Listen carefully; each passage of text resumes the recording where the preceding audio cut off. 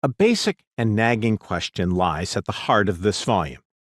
What does competition in the U.S. China context mean in theory and in practice?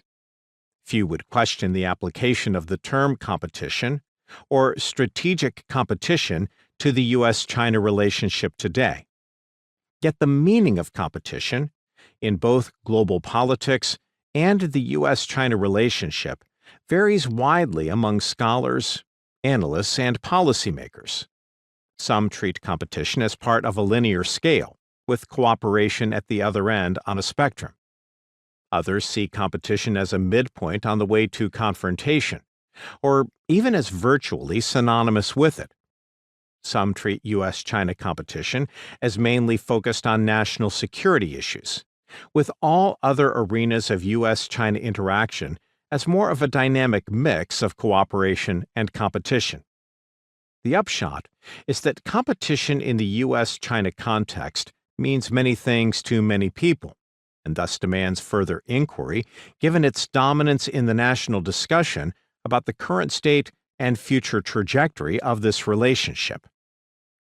In preparing this volume, it became clear there was a lack of systematic thinking about competition in the U.S. China relationship. Indeed, competition is one of the most under-theorized terms in the discipline of international politics, not just in U.S. China studies.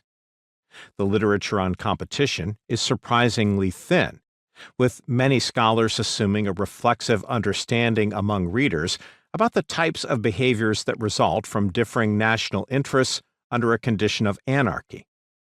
This raises an assortment of important questions. What behavior actually constitutes competition? What form does competition take? What does bilateral competition imply for global politics, and how is all of this most relevant to U.S.-China relations?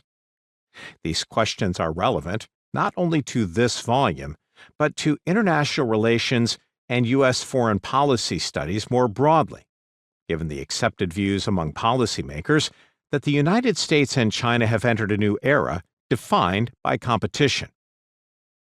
Given these various ambiguities in the current literature, a first step is to define the meaning of competition in global politics. A survey of recent research on the issue of competition in international politics suggests at least three core attributes. First, competition requires some degree of perceived contention, material or symbolic, that extends beyond a basic level of disagreement. There may be some degree of antagonism between two parties, which can vary in scope and intensity.